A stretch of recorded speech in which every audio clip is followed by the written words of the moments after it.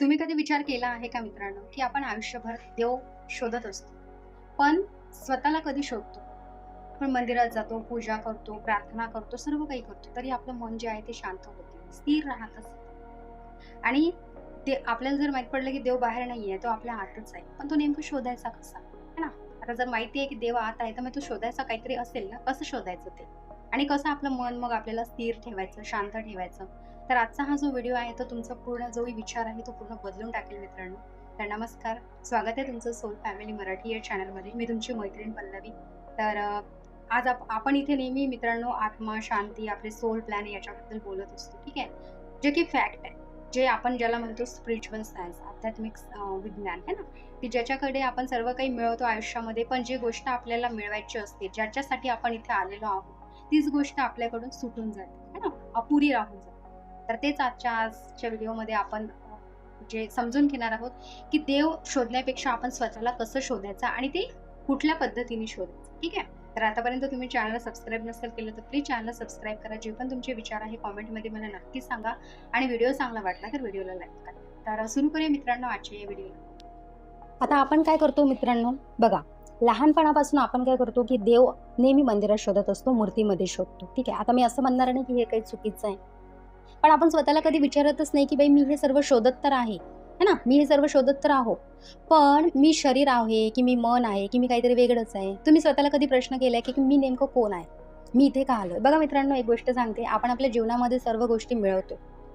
म्हणजे सक्सेस मिळवतो, पैसा मिळवतो, आपल्याला फार असं काही-काही स्वप्न असतात सर्वांचेच, है ना? त्या सर्व गोष्टी मिळवतो आपण. पण एका लिमिटनंतर तुम्ही कधी शांतपणे बसून विचार केलाय का, की सर्व मिळवल्यानंतरही मला असं अपूर्ण का वाटतंय? म्हणजे बघा, प्रत्येकाच्या सोबत होतं मित्रांनो, असं कुणी सुटलेलं नाहीये. हे फॅक्ट आहे. कुठेतरी आतमध्ये ना आपल्या असं मनात म्हणा, की एक असा एक कोना असतो, है ना? एक कोपरा तो असतो, तो असा आपल्याला रिकामा वाटतो, की असं वाटतं नाही यार, पूर्णपणे फुलफिलमेंट झालं नाही, समाधान वाटत नाहीये. काय आहे नेमकं ते? है ना? जोपर्यंत आपण स्वतःला ओळखत नाही ना मित्रांनो, तोपर्यंत आपल्याला देव पण सापडत नाही. आणि मग आपल्या लाईफमध्ये जर काही प्रॉब्लेम आली, तर आपण आहेच बसलोच देवाला शिव्या द्यायसाठी. आणि हे पण गोष्ट एवढी फॅक्ट आहे, की देव काही रिकामा बसलेला नाहीये. त्याच्याकडे ऑलरेडीच भरपूर कामं असतील. तर काय प्रत्येकाची इथे सिच्युएशन किंवा प्रत्येकालाच काय तो हेल्प करायला बसला, तो रस्ता दाखवू शकतो. आपण मंदिरात गेल्यावर ना त्याच्याकडे बघितलं, त्याचा चेहरा बघितला त्या मूर्तीचा, तर आपल्याला किती असं शांत वाटतं, एक ममता, एक प्रेम वाटतं त्याच्याबद्दल, है ना, एक करुणा वाटते. पण मित्रांनो काय आहे ना, देव प्रत्येकाला रस्ता दाखवायला बसलाय, पण प्रत्येकाच्या जीवनामध्ये ढवळाढवळ करायला नाही बसलाय, ठीक आहे? म्हणून हे नेहमी सोडायचं, की देवामुळे माझं असं झालं, तसं झालं. रिकामा नाहीये देव कोणाच्या लाईफमध्ये इंटरफेअर करायला. आपला आपण आपण घेऊन आलो इथे सर्व गोष्टी, आपले सोल प्लॅन. म्हणून आपण पहिला प्रश्न स्वतःला हाच विचारायचा, की मी कोण आहे? देव आपल्याला काही सांगणार नाही आणि देवाला शोधायचंच नाही पहिली. पहिले आपण स्वतःला विचारायचं. मग देव बघा तुम्हाला कसा रस्ता दाखवतो. बघा मित्रांनो, महान संत आणि गुरु सांगतात. आता आपण त्यांचे विचार ऐकतो, व्हिडिओज पाहतो, पुस्तकं वाचतो. त्यांनी फक्त एकच गोष्ट सांगितली, की देव तुमच्याच आत आहे. है ना? आणि मित्रांनो, ही एक स्टोरी पण आहे, की देवानी जेव्हा विचार केलाय, असं असं मी म्हणजे कुठल्यातरी पुस्तकात, आता मला त्या पुस्तकाचं नाव नाही येत आहे. मी त्या पुस्तकात एक स्टोरी वाचली होती, की देवानी सर्व सुंदर ही सृष्टी बनवली, है ना? ही सृष्टीचं निर्माण केलं आणि पण देवानी मग नंतर आपल्याला म्हणजे मानवाला बनवलं. एका है ना? म्हणजे त्याच्यात हिंदीमध्ये होतं, की इंसान को भगवान ने जब बनाया, तर तेव्हा जेव्हा माणसाला देवानी बनवलं, तेव्हा देवानी हा विचार केला होता, की हा माणूस एका क्षणापर्यंत इतका काही क्रूर होईल, इतका काही म्हणजे दानव जो असतो ना, है ना, त्याच्यासारखा वागेल. मग तो नंतर परेशान होईल एका लिमिटनंतर आणि मग तो काय करेल ना, सर्व ठिकाणी शोधेल, है ना, मला सर्व ठिकाणी शोधेल. मग मी एक काम करतो, हा मला असंही परेशान करेल, मग मी याच्या आतच बसतो ना जाऊन. म्हणजे हा आत काही शोधणार नाही मला. मग रेअर लोकं असतील, की ते फक्त आत बघतील आणि जेव्हा तो त्याच्या आत बघेल, तेव्हाच मी त्याला हेल्प करेल. मग तो जोपर्यंत बाहेर भटकला, तोपर्यंत मी त्याला भटकू देईल. रस्ता दाखवायचा प्रयत्न करेल, पण नाही ऐकलं तर माझी चुकी नाही. असं काहीतरी सुंदर होतं त्या स्टोरीमध्ये. मला जर त्या पुस्तकाचं नाव आठवलं तर मी नक्कीच तुम्हाला सांगेल मित्रांनो दुसऱ्या व्हिडिओमध्ये. पण सांगते तुम्हाला. बघा, रमण महर्षी जे आहे ते पण सुद्धा म्हणतात, की स्वतःला विचारा, की मी कोण आहे? हा प्रश्न साधा वाटतो मित्रांनो आपल्याला, है ना? की काय यार, आता तुम्ही पण असं म्हणत असणार, की काय यांच्या व्हिडिओमध्ये स्वतःला विचारा, स्वतःला विचारा आणि स्वतः कोण आहे बघा, है ना? पण हा प्रश्न मित्रांनो खूप साधा वाटतो आपल्याला. पण जर विचार केला ना आपण चांगल्या डीपमध्ये, तर खूप खूप खोल आहे हा प्रश्न. आणि बघा, आता जर तुम्हाला खरंच याचं उत्तर शोधायचं असेल, तर मी याच्या अगोदरही मी तर म्हणते ना, माझ्या प्रत्येक व्हिडिओमध्ये मी थोडा जोर देतच असते ह्या गोष्टीवरती हां, की तुम्ही अवेअर राहा. म्हणजे मी काय सांगते, की अवेअर राहा म्हणजे तुम्हाला ती म्हणतात ना, की असं आपल्याला ते असं काहीतरी कानावर शब्द पडले किंवा आपल्याला लगेच लक्षात येतं, हां, हां, ही गोष्ट आहे, ही गोष्ट आहे ना. काय करायचं आहे मित्रांनो, काही नाही, फक्त दररोज तुमचं जेवढं वय आहे किंवा 15 ते 20 मिनिट, अर्धा तास किंवा जेवढं तुमचं वय आहे, तेवढं फक्त शांत बसायचं आहे. डोळे बंद करायचे. बाहेरचं जग असं समजा, की बाहेर काही जग-गिग नाही, कोणीच नाही, मी फक्त एकटाच आहे ह्या पूर्ण जगात, असा विचार करायचा. आणि तेव्हा स्वतःला विचारायचं, की मी कोण आहे? उत्तर शोधायचं नाही मित्रांनो, फक्त प्रश्न अनुभवायचा. तुम्ही आणि बघा हे मी तुम्हाला का सांगते, मी माझ्या अनुभवावरून जेव्हा आपण हे प्रश्न टाकतो ना, म्हणजे जेव्हा आपण ध्यान करतो, मेडिटेशन करतो, जे की मी तुम्हाला सिंपल टेक्निक सांगितली आहे ध्यानाची, त्यावेळेसच आपण हे जे प्रश्न टाकले ना मित्रांनो, तेव्हा आपल्याला ते उत्तरं असे काही मिळतात. फक्त आपण थोडंसं अवेअर पाहिजे. आणि मग तुम्ही विचार करणार, की खरंच यार, मी ज्या प्रश्नाची उत्तरं टाकतो म्हणजे प्रश्न टाकतो त्याचे उत्तर मला मिळतात. मग कशाला मी बाहेर शोधत होतो आणि माझा टाईम जो आहे तो खराब करत होतो. तर आता तुम्ही विचार करत असणार, की हे कसं शक्य आहे, है ना? हे हे आहे का शक्य? हे जे तुम्ही सांगता ते. तर बघा काय होतं ना, ह्या सर्व गोष्टीमध्ये काय होतात आपल्याला जेव्हा आपण ह्या गोष्टीमध्ये पडायचा प्रयत्न करतो, तेव्हा आपल्याला काय होतं ना, विचार येतात. विचार येतील तुम्हाला, पण त्यात अडकायचं नाही, फक्त बघायचं, ऑब्झर्व्ह करायचं. त्याला फक्त आणि फक्त शांततेत बघायचं आणि जे तुमचे प्रश्न आहे त्याला तुम्ही त्या उत्तराकडे शांतपणे बघत राहायचं, की कसं तुम्हाला ते कुठल्याही मेसेज थ्रू म्हणा, एखाद्या व्यक्ती थ्रू ते उत्तर मिळतं का? किंवा एखाद्या पुस्तकात ते असू शकतं, एखादा व्हिडिओ बघता YouTubeवर दिसेल, एखादा तुम्हाला मोबाईल हातात घेतला तेव्हा दिसेल. तुम्हाला ते उत्तर कसंही मिळू शकतं मित्रांनो. फक्त तुम्ही त्यावेळेस अवेअर पाहिजे, है ना? आणि हे सर्व जेव्हा तुम्ही करता, म्हणजे जसं की मी तुम्हाला म्हटलं, की शांत बसून थोडंसं स्वतःसोबत टाईम घालवा. त्यावेळेला तुम्हाला ती उत्तरं मिळतील, की मी कोण आहे, है ना?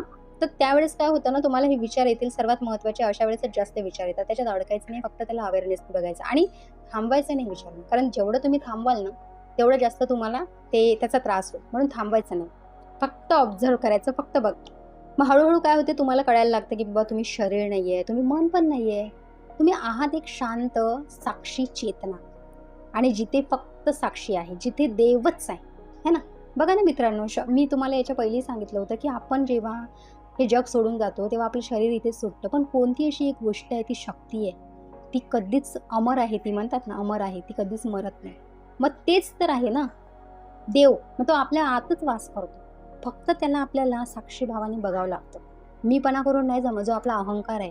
आपण मीपणा करत नाही, हे पण गोष्ट ऐकून घ्या, है ना? आपण एखाद्याला म्हणतो, काय कसला मीपणा आहे याच्यात, आहे ना? कसला इगो दाखवतो, कसला ॲटिट्यूड आहे. तो नसतो. त्याच्यातला जो अहंकार आहे ना, तो त्याला ती गोष्ट करू देत नाही. आणि हा अहंकार प्रत्येकातच असतो. पण त्याला हरवायचंही आपल्याच हातात असतं, है ना? मग तो अहंकार जेव्हा एकदा हारला ना मित्रांनो, मग तेव्हा आपण साक्षी भावाने स्वतःची ती चेतना आहे, ती शांती आहे, त्याला अनुभवतो. आणि मग आपल्याला कळतं, की यार ज्याच्या मागे मी एवढं धावत होतो, है ना? की शरीर माझं, हे माझं, ते माझं, खरं तर हे काहीच नाही. पण सोडायचं काहीच नाही आपल्याला. आपल्याला संसारात दिलाय म्हणजे सर्व काही अनुभव करून एक सुंदर जीवन हसत-हसत जगायचं. मी एक आमच्या म्हणजे सोसायटी जे आहे मित्रांनो, जे इव्हेंट असतात म्हणजे PSSM ज्या गुरुच्या सोबत आमचं आहे, जे सोसायटी आहे तिथली एक गोष्ट सांगते तुम्हाला. एक मुलगा होता. खरंच म्हणजे खूप परेशान होता तो त्याच्या जीवनामध्ये. म्हणजे त्याचा नीट जॉब नाही, त्याची पर्सनल लाईफ आहे ना, पर्सनल लाईफ पण त्याची फार प्रॉब्लेम होती. फॅमिलीमध्ये टेन्शन, त्याचं रिलेशनशिप जे कुठलं तरी होतं ते सुद्धा नीट नव्हतं. फार म्हणजे फार चिंतेमध्ये होता. आणि असं नाही आहे, तो देव पण शोधतच होता. म्हणजे नाही का, मंदिरात जाऊन सर्व काही करायचा. पूजा, पाठ, मंत्र, हे जो जे सांगेल ते करायचा. पंडितांजवळ, आता पंडित लोकं असतात माहिती आहे तुम्हाला, त्यांच्याजवळ जायचा. सर्व काही करायचं मित्रांनो. पण त्याला शांती मिळाली नाही आणि काहीच झालं नाही, आहे ना. एक दिवस मग असाच तो आमच्या इव्हेंटमध्ये आला. स्वतःला विचारायला लागला. सुरुवात केली त्यांनी. त्याला माहीत पडलं ह्या सर्व गोष्टी. मग त्याने असंच हे जे ध्यान मी तुम्हाला सांगितलं होतं ना, ते 40 दिवसांच्या व्हिडिओमध्ये, तसं त्याने सुरुवात केली. आणि मग तो स्वतःला प्रश्न टाकत गेला, विचारत गेला, है ना. काही दिवसात मित्रांनो, म्हणजे सुरुवातीची 40 दिवसामध्ये तर तो असा चेंज झाला आणि काही दिवसात त्याला ती शांतता त्याच्या आत जाणवली. आणि त्याच्या जीवनातले जे ते 3-4 वर्षापासून जे तो भटकत होता त्या प्रश्नांसाठी, अशी इझिली त्याची उत्तर मिळाली. म्हणजे जे कामं त्याची 4 वर्षात झाले नाही असं म्हणा, ते कामं त्याची अशी एकेका वर्षात त्याचे उत्तरं मिळाले. म्हणून त्याला खूप इझी झालं, खूप सोपं झालं त्या गोष्टीमध्ये ती गोष्ट सॉल्व्ह करायला, है ना. तर असा तो म्हणजे लास्ट टाईम आम्ही जेव्हा इव्हेंटमध्ये तो सांगत होता आमच्या मॅडमला, तेव्हा आम्ही सर्व भेटलो होतो एका ठिकाणी. तर त्यावेळेस त्यांनी सांगितलं, म्हणजे तो पहिलेचा जो होता ना, तेव्हा त्याचं राम नाव होतं. पहिलेचा जो होता ना मित्रांनो, तो पूर्णपणे चेंज झाला. आणि जेव्हा आता तो म्हणजे आम्हाला 1 वर्षानंतर भेटला, तेव्हा त्याला आम्ही बघितलं ना, तर तेव्हा असं वाटलं की खरंच हा किती चेंज झाला. आणि असे खूप म्हणजे माझे जे गुरु आहेत त्यांच्या फॉर्म्युला आहे, जे स्पिरिच्युअल सायन्स आहे, जे मी तुम्हाला सांगितलं, त्याच्यामुळे इतके लोकांचे जीवन असे बदलले मित्रांनो. हे काही अशी फालतू म्हणजे काय म्हणतात त्याला, खोटी गोष्ट नाही, हे फॅक्ट आहे. आणि माझ्याही जीवनामध्ये त्यांच्याच थ्रू जे आहे ते पूर्ण बदल झाले. ना काही असं पूजापाठ वगैरे करून नाही किंवा मंत्र जाप नाही करणे, जे फक्त स्वतःला स्वतःच करायचं आपल्याला, है ना, हेही आपल्याला माहिती आहे. तर आजपासून मित्रांनो, देव शोधत नका बसू, स्वतःला शोधा, कारण तुम्हीच देव आहात. आता बघा, हे जे मी म्हटलं असं की तुम्हीच देव आहात, विचित्र वाटलं ना ऐकायला. कारण माहिती आहे का मित्रांनो, काय होतं ना, आपण विश्वासच नाही करत की खरंच का आपण देव आहे.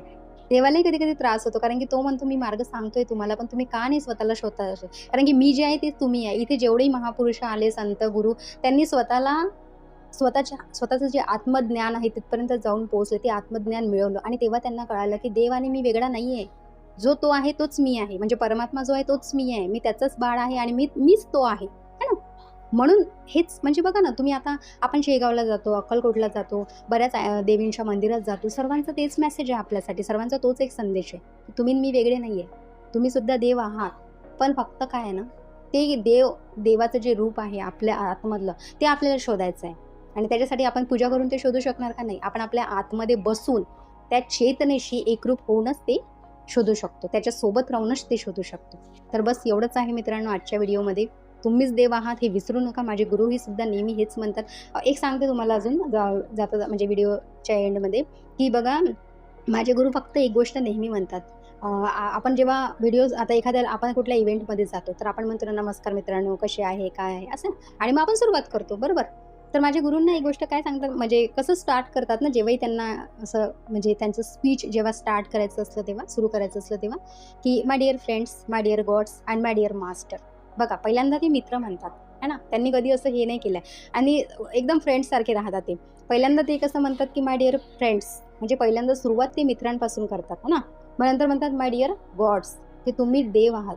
आणि मग नंतर माय डिअर मास्टर, जेव्हा आपण गॉड होतो आणि मग तेव्हाच आपण एक ॲज अ मास्टर म्हणून लोकांना सांगतो. म्हणजे प्रवचन नाही देत बसत, की जे त्या परेशानीमध्ये आहे त्यांना बस जस्ट आपण एक सांगतो, की बाबा बघा, माझ्या जीवनामध्ये असं झालंय आणि फरक पडला आहे ना. एखाद्या डॉक्टरजवळ गेलो, गोडीने औषध फरक पडला, तर सांगतो ना, तशा टाईपचं ते.